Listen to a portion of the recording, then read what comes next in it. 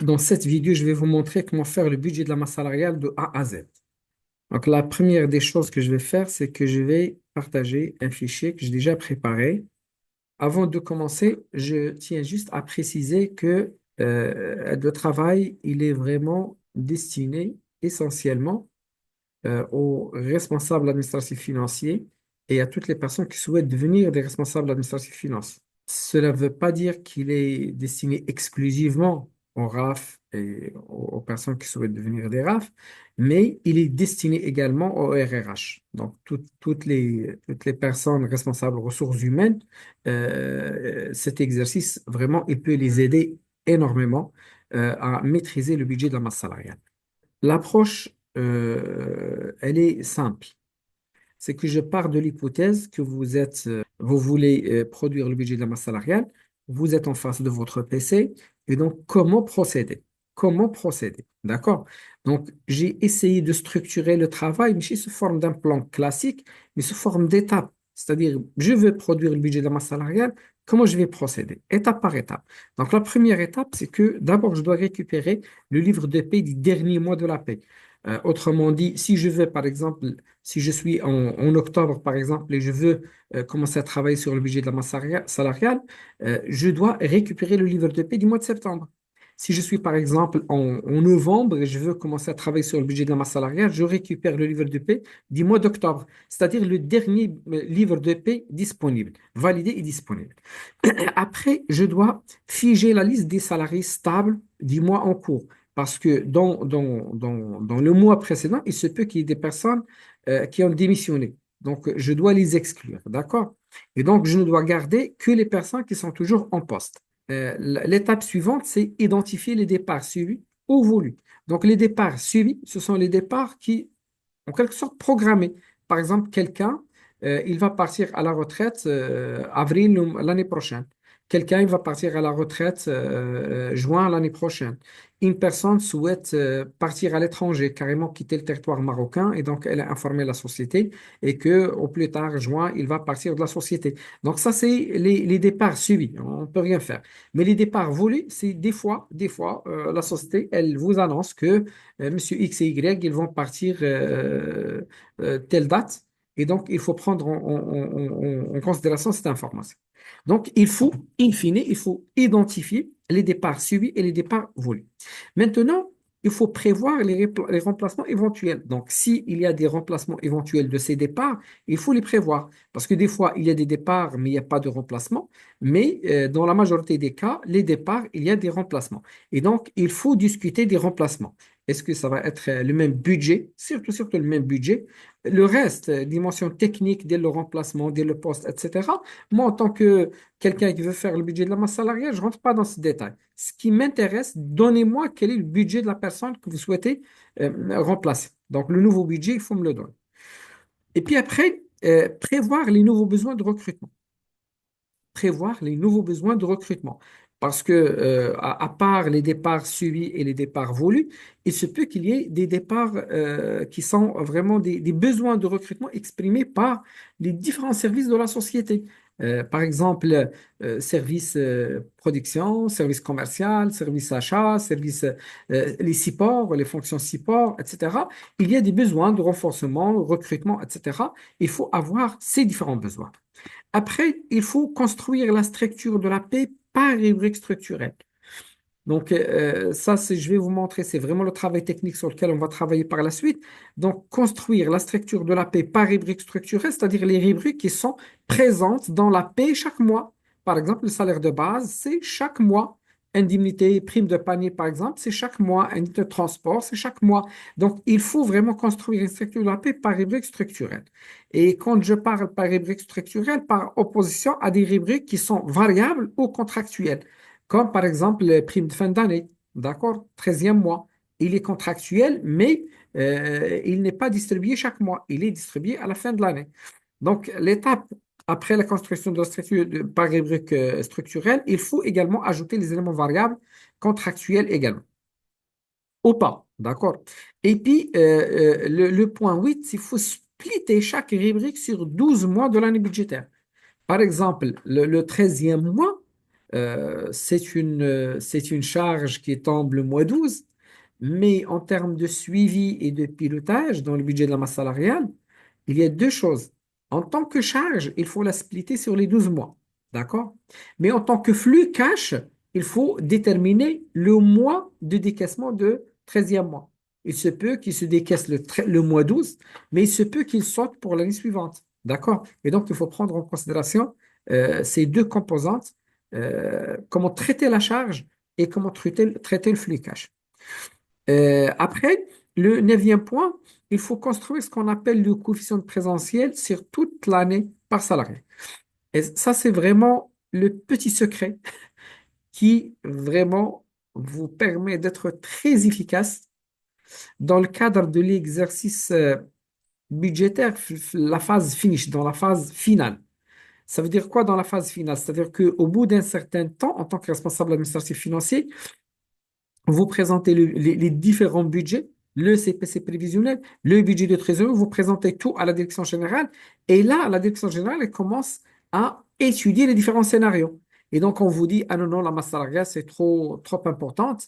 Donc, regardez pour les recrutements qu'on a prévu de faire, par exemple, en mars, décalez-les vers septembre et regardez qu'est-ce que ça donne.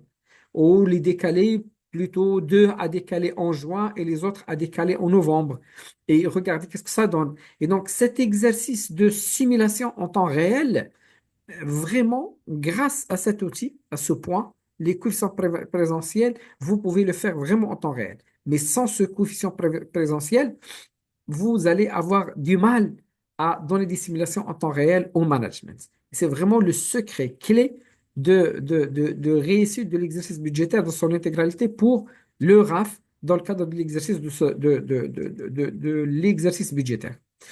Et enfin, calculer le coût de la masse salariale dans son intégralité.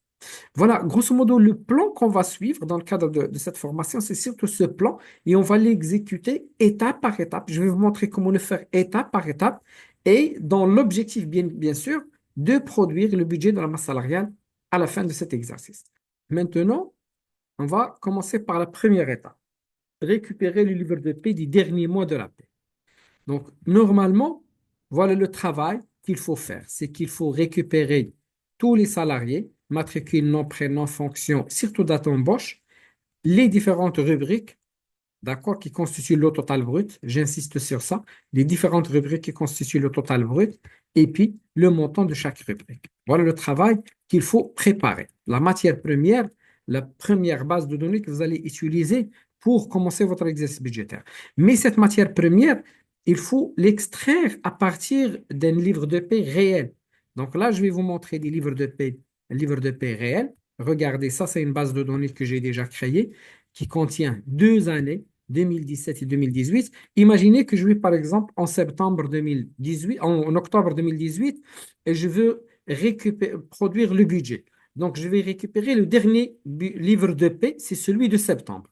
Parce que d'abord, je dois contrôler la data sur laquelle je vais travailler. Est-ce que c'est une bonne data avant vraiment de l'utiliser? Donc, comment je vais faire? Donc, insérer tableau croisé dynamique, OK. Qu'est-ce que je vais faire? Je vais prendre les codes rubriques et les intitulés des différentes rubriques pour lesquelles je vais faire une petite mise en page pour ne pas avoir les sous-totaux. OK, voilà, regardez. De l'autre côté, je vais mettre le montant. OK, et je vais mettre les dates en filtre et je vais filtrer. Donc, le filtre que je vais faire, c'est que je vais prendre le mois que je veux. C'est le mois de septembre. OK, voilà. Donc là, maintenant, je vais ajouter juste une petite mise en page pour avoir les chiffres, de bons chiffres. Voilà, nombre. J'aime pas les virgules, ça me dérange. Voilà, voilà, tous les chiffres sont là. Voilà, donc ça, c'est le livre de paie du mois de septembre. Regardez, il contient toutes les rubriques. Toutes les rubriques. Donc, moi, déjà la première question, comment contrôler que ces données que j'ai récupérées sont les bonnes? Voilà, je vais vous montrer comment. Regardez, je vais chercher ici quelque chose qui s'appelle le coût total. D'accord? Elle est là. Très bien. Ça, c'est le coût total du mois de septembre. OK? Je vais chercher après, plutôt après, je vais chercher les charges patronales, les cotisations patronales. Elles sont là. Je vais le mettre avec une autre couleur, si vous voulez. Et je vais chercher le total brut. Le total brut, ça, c'est les jours travaillés, ils ne sont pas comptés. Je vais sélectionner tout ça. Tac, tac, jusqu'aux cotisations. Ça, c'est mon total brut. Salaire de base, reprise sur salaire, heures supplémentaires, primes, indemnité de représentation, indemnité de panier, indemnité de transport. OK? Tout ça, je vais le sélectionner. Donc, ça, c'est vraiment le total brut. Voilà. Ça, c'est le total brut. Je vais faire le total brut ici. Je dois chercher la somme. OK, elle est là. La somme. Voilà. Ça, c'est le total brut. OK? Et puis en bas, il y a ici le, la charge patronale. Et puis ça, tout ça, le total brut plus les charges patronales, ça doit être égal au coût total. D'accord? Donc, les données sur lesquelles je vais travailler sont des données correctes. OK? Donc, le coût total égale toujours le total brut plus les charges patronales. Je viens de le vérifier, ça marche. Maintenant, je vais sélectionner, OK? Je vais sélectionner que le total brut. Ça, c'est l'ensemble des rubriques du total brut. L'ensemble des rubriques du total brut. Exactement ça. OK? Donc ça, je vais l'utiliser.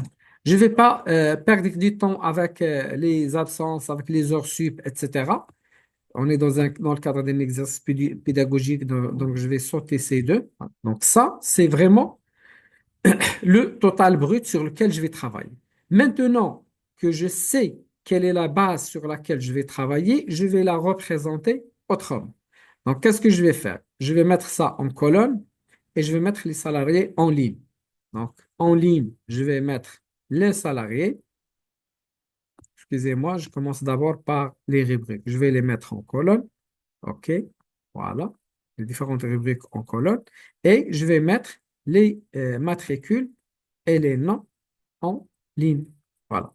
Hop, paramètres, aucun, pas d'automatique, pas de sous-auto et sous forme de table. Voilà. Excellent. Donc voilà. In fine, voilà. Tout mon travail, il est là. Donc voilà. Maintenant, je ne vais pas retenir tous les salariés. On est dans un exercice pédagogique. Je vais retenir que quelques salariés. Par exemple, les 5 premiers. Et voilà. Ça me donne ça. Mais normalement, si j'ai 100 salariés, je vais travailler sur 100 salariés. Ça me dérange nullement. Mais moi, je ne voulais pas alourdir l'exercice parce qu'on est dans le cadre d'un exercice pédagogique. Il ne faut pas vraiment alourdir. Et donc, in fine, qu'est-ce que j'ai? J'ai regardé. J'ai tous les salariés avec, évidemment, les données, le salaire de base, prime d'ancienneté, représentation, panier, transport, etc. Donc ça, c'est le total brut de ces salariés et sur lequel je vais travailler. Donc ce travail, je l'ai déjà préparé, OK? Regardez, je l'ai produit comme ça. La seule chose que j'ai ajoutée, c'est que j'ai ajouté la date d'embauche, OK? Même ce travail brut, OK? Je l'ai retraité. C'est ce livre de paie que je vais utiliser. Maintenant, les hypothèses budgétaires. J'ai 3 hypothèses. Voilà. Mon livre de paie sur lequel je vais travailler, c'est bien ça. Il y a 6 salariés. Je vais les reclasser de A à Z. Ça, c'est le salarié que j'ai. D'accord?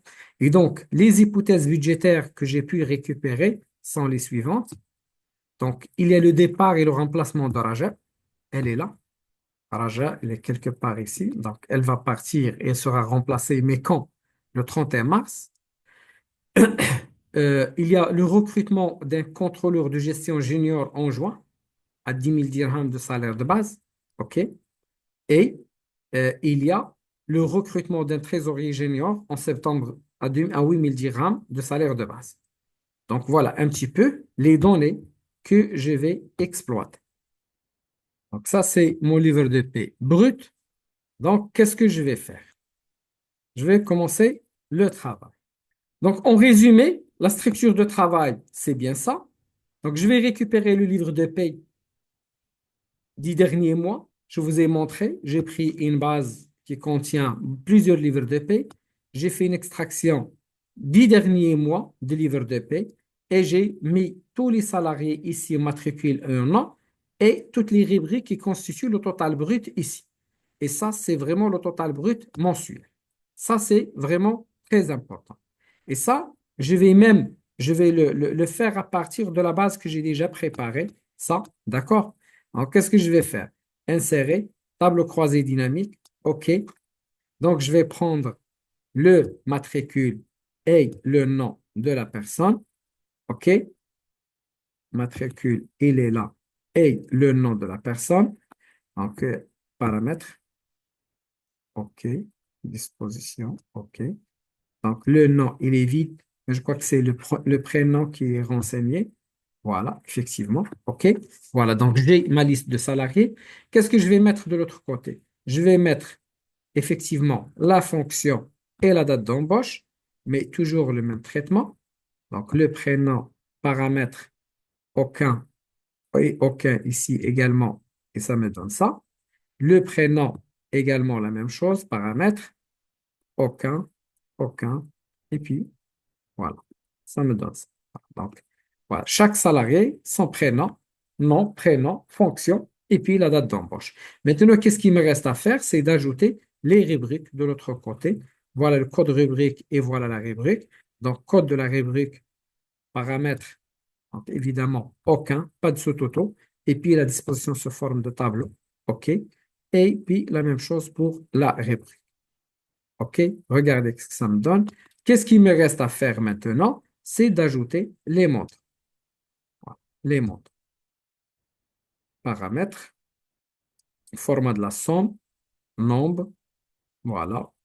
Et hop, hop. Très bien.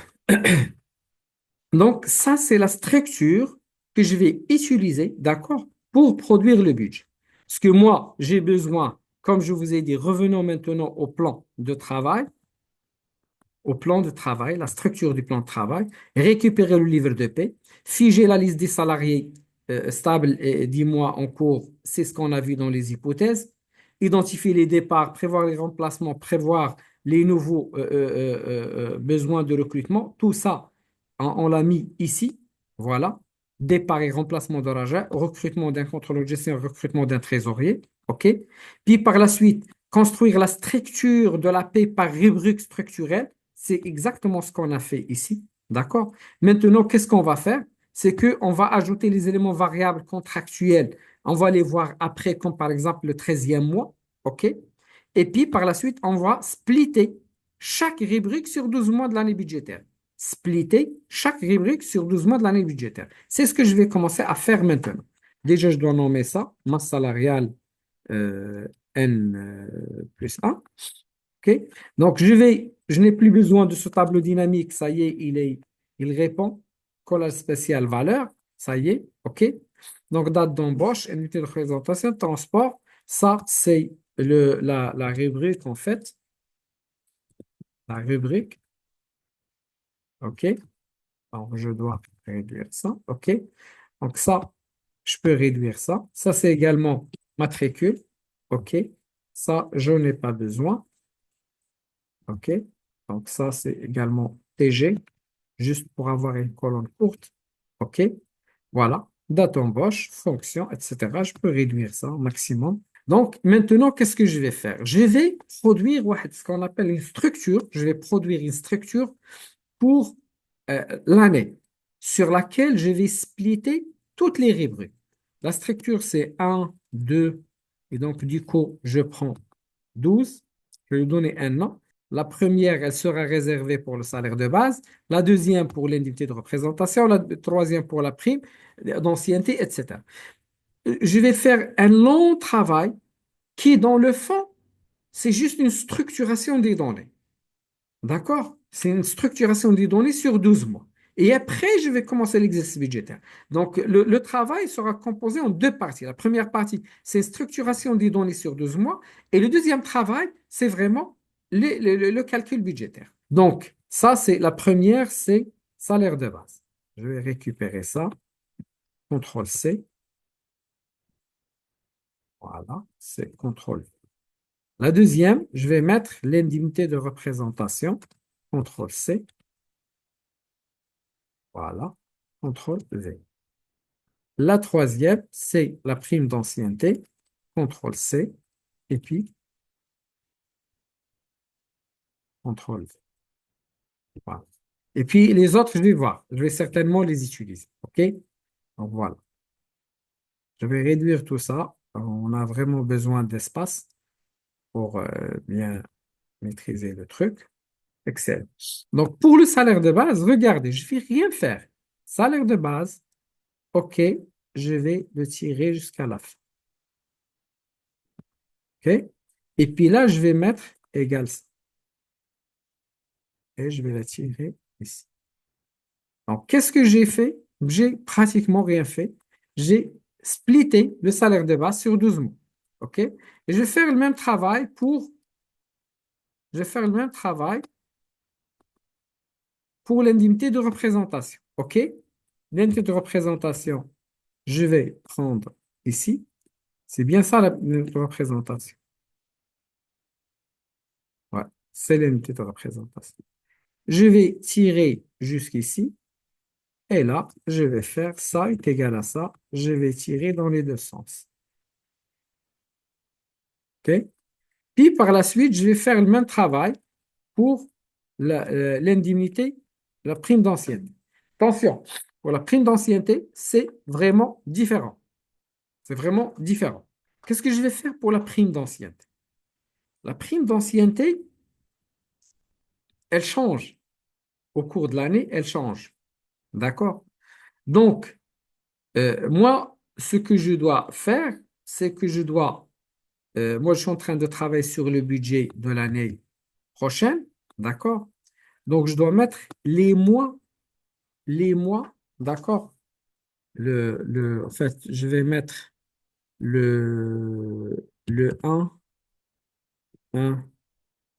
2019 et je vais travailler, regardez la date d'embauche. C'est les gens sont recrutés 2014, 15, 16, 17, etc.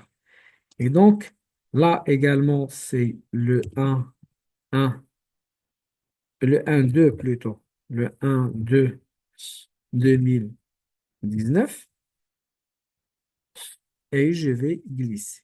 Donc, voilà. Donc, c'est toute l'année 2019.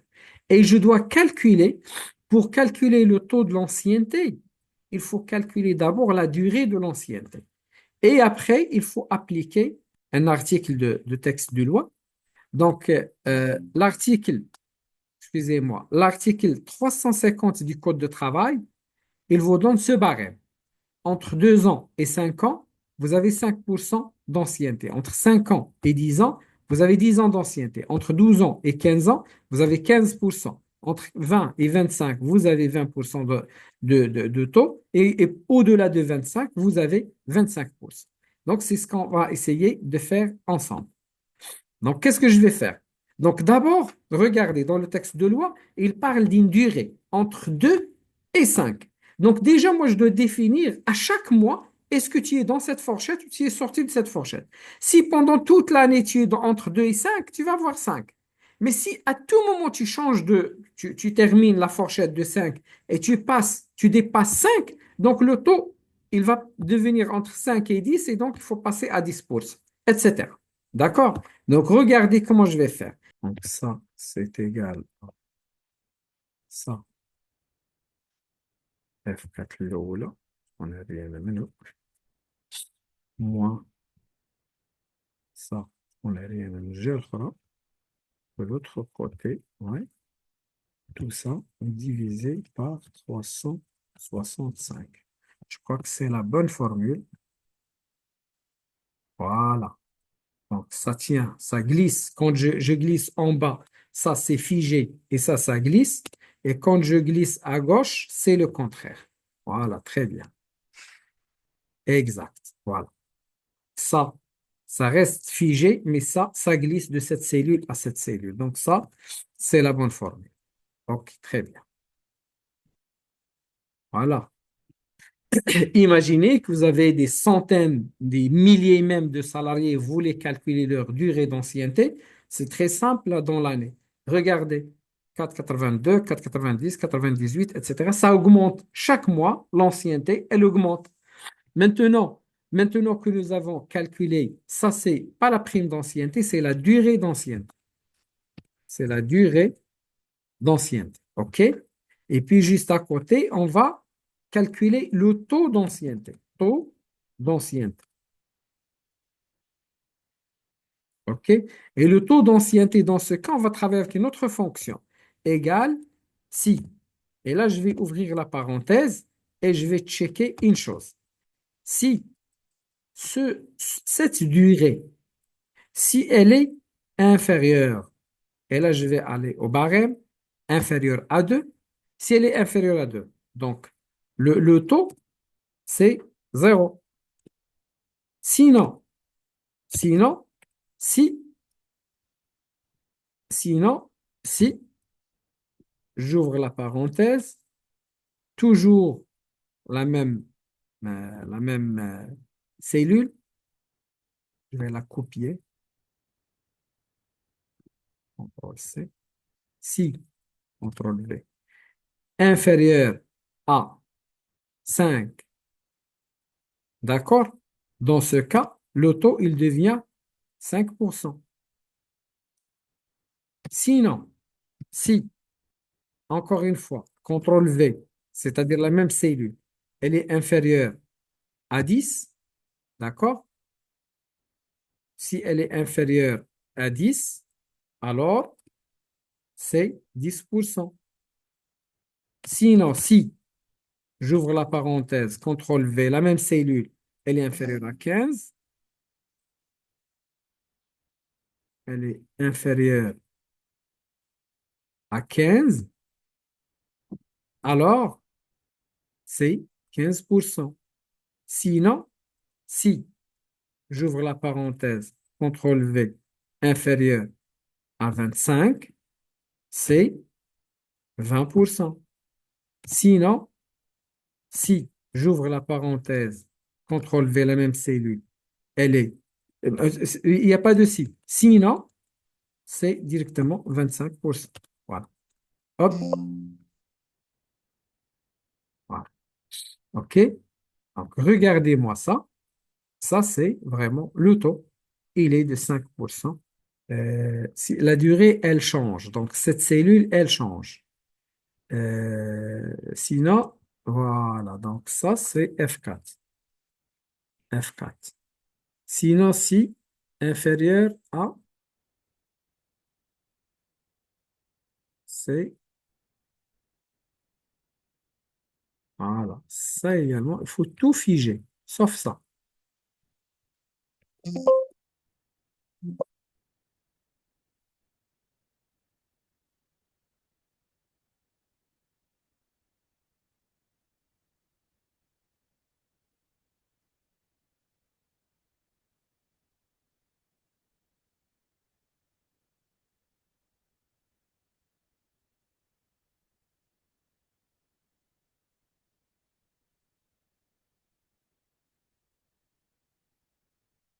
Voilà. Il faut tout figer. Voilà. Très bien. Magnifique. Voilà. OK. Très bien. Donc, finalement, donc, regardez bien. Donc, ça change pas, ça change pas. Là, ça change. Ça veut dire que l'ancienneté, elle est passée euh, d'une plage à une autre. Et on va la vérifier. Elle est passée de 5. Le troisième mois, elle est passée de 5 à 10. Yani, il a dépassé, donc dans la durée, il a dépassé, regardez, voilà. Il a dépassé 5 ans. D'accord? Il a dépassé 5 ans. Donc, l'ancienneté a changé. Je passe au second, 5, 5, 5, 5, 5. Là, il a dépassé également 5 ans. Donc, je peux aller vérifier. Je vais trouver qu'il a dépassé 5 ans. Regardez. Là, pile poil. OK? Maintenant, il faut s'assurer de la date d'embauche. D'accord? La date d'embauche, c'est quelle date? OK? Donc, voilà. Maintenant que nous avons calculé l'ancienneté, là, on peut éventuellement calculer la prime d'ancienneté. En fonction de ce taux, CTRL C, CTRL V, ça c'est la prime ancienneté. Je vais la calculer. Sans calcul maintenant, il devient très simple, hein. Déjà, c'est un millier. Donc, c'est égal, la prime d'ancienneté, elle est égale à quoi? Elle est égale au salaire de base, ok? Salaire de base fois le taux. Et puis voilà, c'est tout. C'est tout ce que j'ai à faire. CTRL C, CTRL. Et voilà, l'ancienneté des personnes, c'est exactement ça. OK? L'ancienneté des personnes, c'est exactement ça. Ça, c'est des données de 2018. Donc ça, il faut mettre 2020 peut-être. Je pense, hein. Je vais vérifier ça. Si ça change, ça va changer la donne.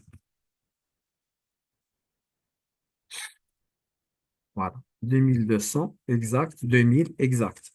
Donc, voilà. Donc la base, elle est là. C'est celle-là qu'on va corriger. On va la forcer. OK? Et ça ne change rien. Voilà. Donc ça, j'ai déterminé ma prime d'ancienneté. OK? Voilà. Maintenant, qu'est-ce qui me reste à faire? C'est vraiment de faire le total brut, calculer le total brut.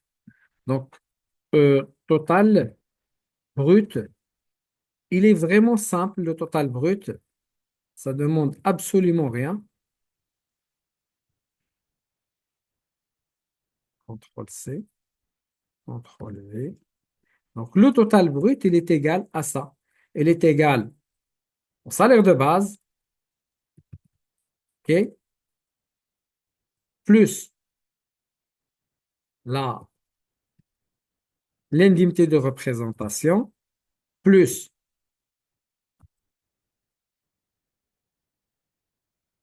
l'indemnité de prime d'ancienne.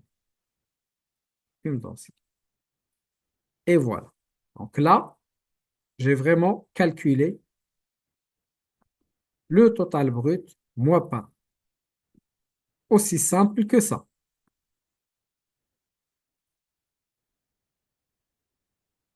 OK? C'est pas du tout compliqué. Mais à vrai dire, jusqu'à maintenant, je n'ai vraiment rien fait. Je n'ai que, je n'ai que, évidemment, que calculer le total brut mois par mois pour toute l'année budgétaire. Le total brut. Maintenant, il faut absolument vérifier déjà le coût total, il est égal au total brut plus les charges patronales. Donc, moi, j'ai besoin d'estimer les charges patronales. Donc, comment je vais estimer les charges patronales? On a dit que le total, le coût total, il est égal au total brut plus les charges patronales. Donc, il faut estimer les charges patronales pour calculer le coût total. Il faut estimer et calculer les charges patronales. D'accord? Autrement dit, il faut déterminer le taux des charges patronales et il faut l'ajouter au total brut pour avoir le coût total. Bien, on va maintenant calculer le taux des charges patronales. Donc, c'est très simple, c'est pas compliqué. Je vais vous montrer comment faire. Donc, je vais prendre ce même livre de paie sur lequel on a travaillé tout à l'heure. Regardez ce que je vais faire. Je vais faire un tableau croisé dynamique. Je vais bien sûr mettre toutes les rubriques, d'accord? Et de l'autre côté, je vais mettre les modes. Évidemment, je vais faire une petite mise en page, paramètres, aucun, disposition, aucun, très bien. Et je vais ajouter la date en filtre. Alors, je vais choisir 2000. En fait, je vais laisser le travail tous les mois, les 2 années. Je vais mettre les 2 années. C'est pas méchant. Ça va donner encore un taux beaucoup plus fiable. Regardez tous ces éléments. Hop, hop, hop, hop, hop, hop, hop, jusqu'ici. Jusqu'aux cotisations, tout ça, ça constitue le total brut. OK? Ça, c'est le total brut. Donc, je vais le mettre ici. Le total brut, je vais le mettre ici. Je vais faire la somme du total brut. Parce que ça, c'est juste le nombre de jours travaillés. OK? Donc, ça, c'est la somme du total brut. Et je vais descendre pour chercher les charges patronales et le coût total. Donc, les charges patronales, je vais chercher, voilà, les cotisations patronales, elles sont là. Déjà, le contrôle, c'est que je dois vérifier est-ce que les charges patronales, ça, les charges patronales plus le total brut, est-ce que c'est égal? Voilà, c'est égal au coût total. Donc, ça et ça, c'est égaux. Donc, ma formule, elle est bonne. Maintenant, je peux calculer le taux des charges patronales. Ce sont les charges patronales, mais attention, c'est par rapport au total brut. Et je vais vous dire plus tard pourquoi. Donc, regardez, c'est égal à 15,26. Donc, ça, c'est le taux que je dois retenir. 15,26, c'est le taux que je dois retenir pour déterminer les charges patronales. Donc, qu'est-ce que je vais faire? Je vais aller ici, d'accord? Je vais prendre tout ça, CTRL C, je vais le mettre ici, CTRL V, et je vais mettre ici 15,26%. Donc, ça, c'est le taux des charges patronales que je vais utiliser pour calculer les charges patronales. Et là, c'est égal à tout ça. Donc, je vais le jusqu'à la fin et je tire. OK? Voilà. Très bien. Voilà, c'est ça mon taux de charge patronale. Maintenant, je peux calculer les charges patronales. CTRL V. Donc, ça, c'est vraiment les charges patronales. Charges patronales.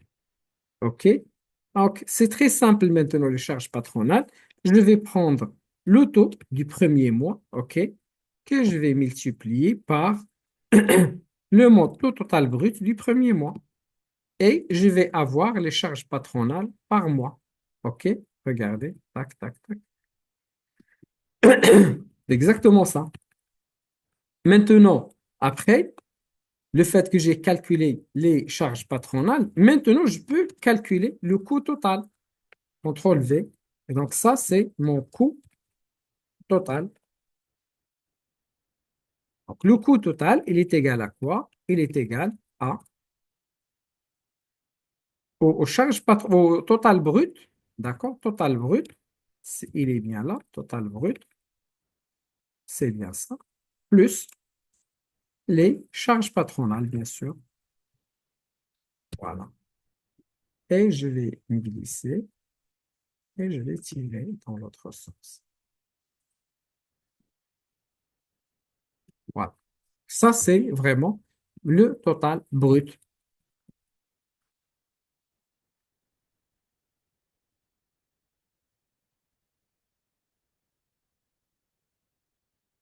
OK? Ça, c'est le total. Bien. Maintenant, ce que je vais faire, c'est que je vais ajouter une autre chose. Revenons un petit peu à la structure de travail. Donc, j'ai splitté, d'accord, chaque rubrique sur 12 mois de l'année budgétaire pour calculer d'abord le total brut et puis les charges patronales. Maintenant, et le coût total, bien sûr. Maintenant, je l'ai appelé comment? Attends. Le coût total, exact. Très bien. Je ne me suis pas trompé. Et puis maintenant, il faut ajouter ce qu'on appelle le coefficient présentiel. Donc, le coefficient de présentiel, c'est quoi? C'est un truc très simple. Regardez ce que j'ai ici, CTRL V. Je vais mettre ici un partout. Le chiffre 1 partout. C'est tout ce que je vais faire. OK? Voilà.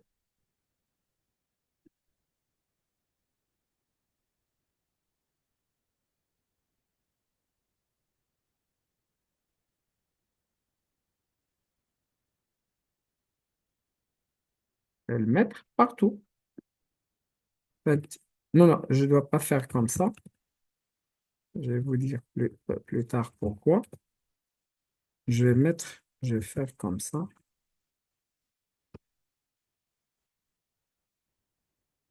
Et je vais tirer tout le bazar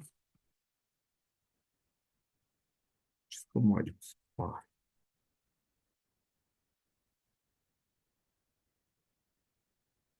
Je mets des 1 partout.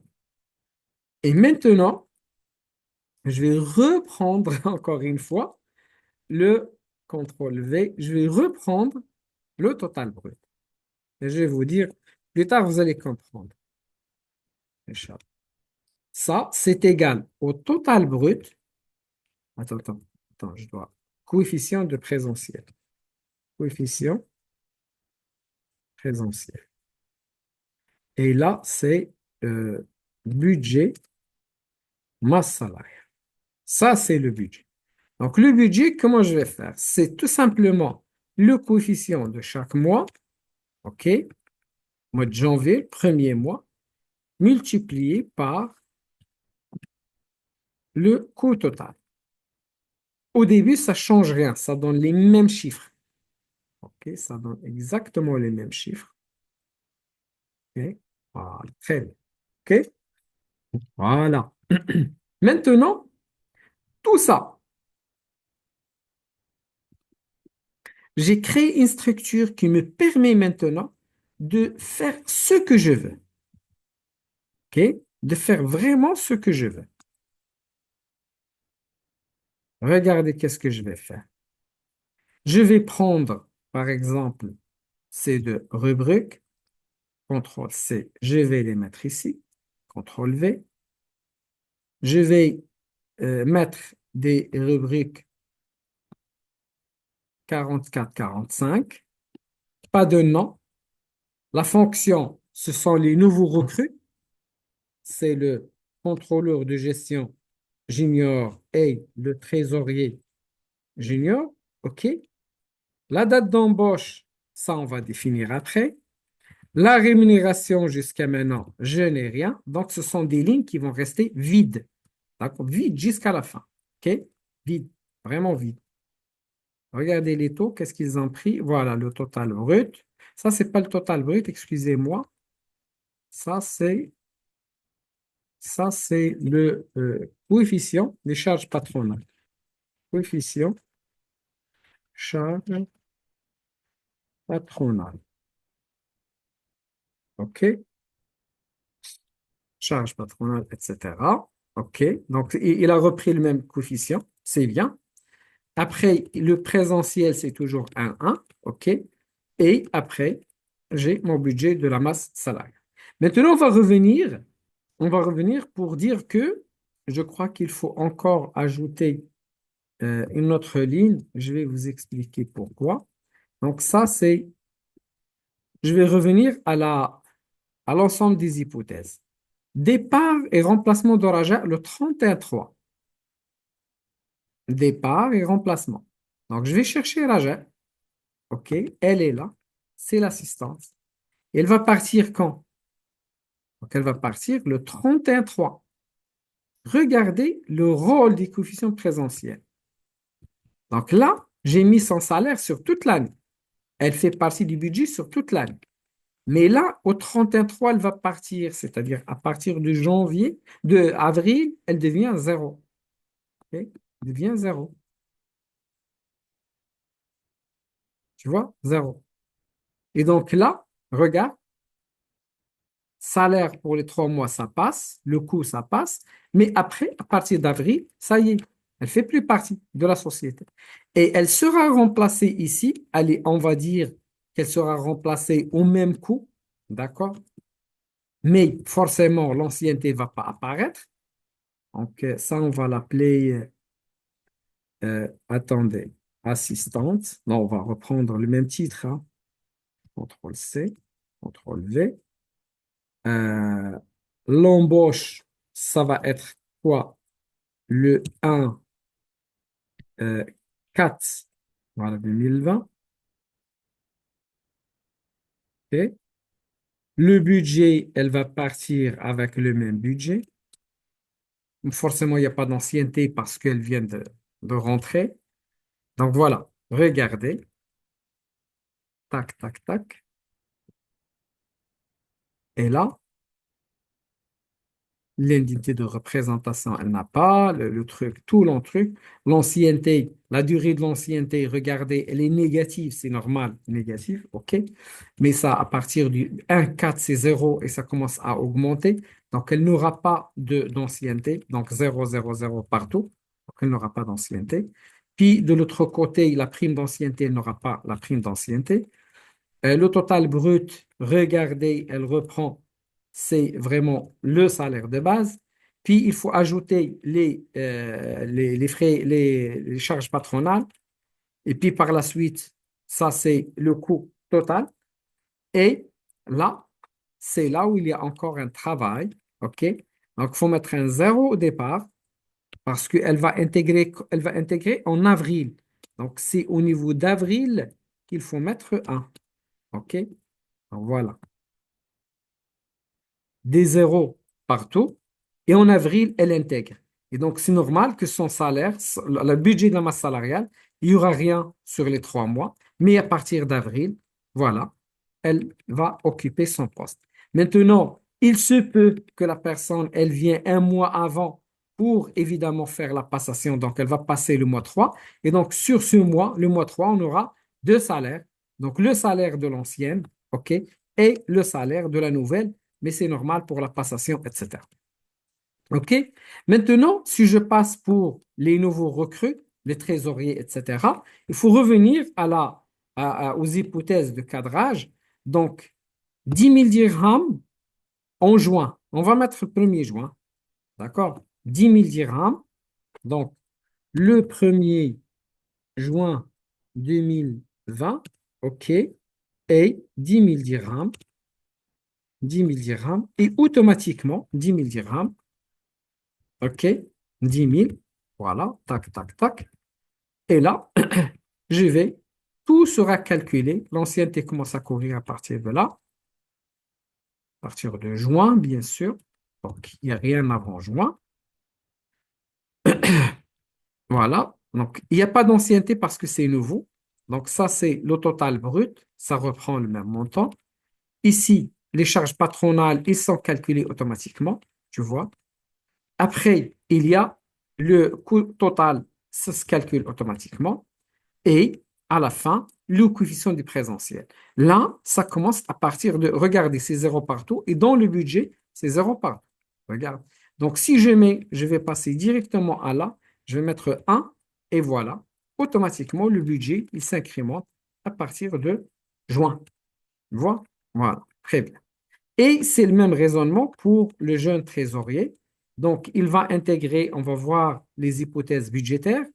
Donc, il va intégrer en septembre à 8 000 dirhams. Donc, je vais revenir ici. Je vais mettre CTRL-C, CTRL-V, mais je change ça. Je vais mettre septembre à 8 000 dirhams. C'est ingénieux, d'accord? Et la même chose, tac, tac, tac, tac, tout va bien.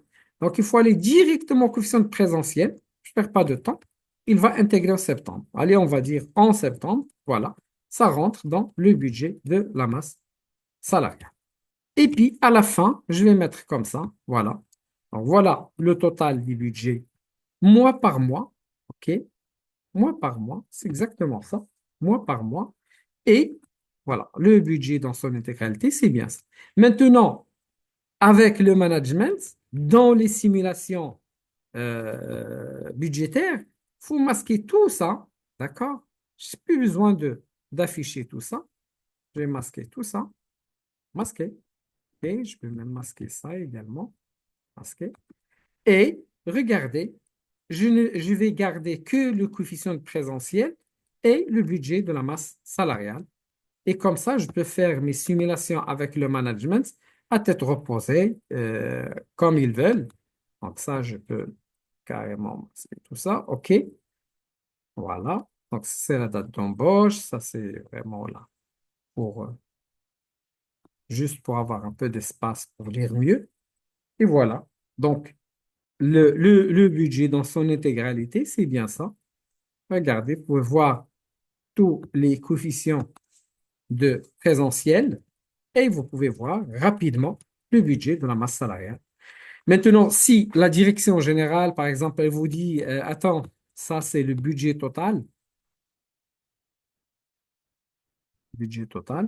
OK, c'est 1 million, presque 2 millions de dirhams.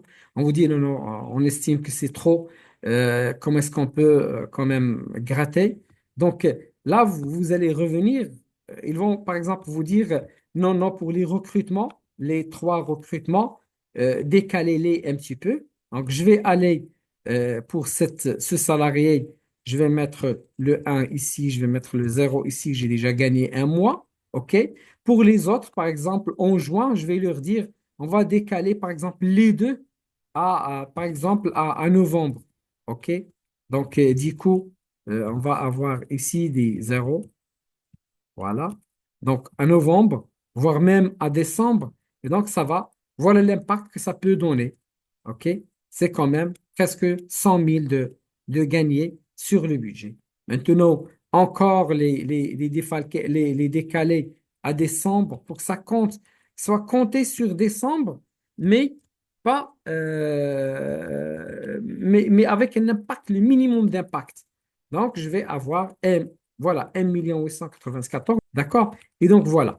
Donc, ça, c'est vraiment. Ou bien, ils vont nous demander voilà, le budget, il est bien, on a un bon résultat. Donc, pensez, par exemple, à recruter ces deux personnes, le contrôleur de gestion et le trésorier, dès le début de l'année. OK? Et donc, regardez, ça fait tout de suite un budget chargé sur toute l'année. Voilà.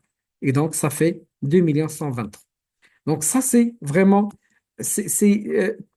toutes les simulations vont devenir très faciles à faire sur le budget de la mise salariale grâce à cette technique du coefficient de présentiel, le 0,1, qui va vous permettre de faire toutes les simulations que vous souhaitez faire rapidement, de manière très efficace, et vous allez vous vendre d'une très bonne manière devant le management comme quelqu'un qui est capable de faire des simulations en temps réel. Voilà un petit peu, grosso modo, ce que je peux vous dire. Maintenant, il y a deux choses. Comment connecter ce budget de la masse salariale, comment ajouter les autres éléments contractuels et les lisser dans le budget de la masse salariale, ça c'est la première des choses. Comment connecter le budget de la masse salariale avec le CPC prévisionnel, comment connecter, comment convertir le coût, comment le convertir en flux de trésorerie et l'intégrer dans le budget de trésorerie de la société. Ça, c'est des choses que le RAF doit absolument maîtriser et faire. Donc, ces éléments, ils seront détaillés encore plus dans la formation de RAF qui va être mise à votre disposition. Donc, je vous souhaite une excellente journée et j'espère que ça a profité pour votre carrière, que ça va vous aider à monter en compétences. Je vous souhaite une très bonne carrière et je vous invite vraiment à vous abonner à notre chaîne, à partager cette vidéo et évidemment rester connecté avec le cabinet de directeur financier qui va vous aider vraiment à monter en compétences en termes de carrière. À bientôt et bon courage.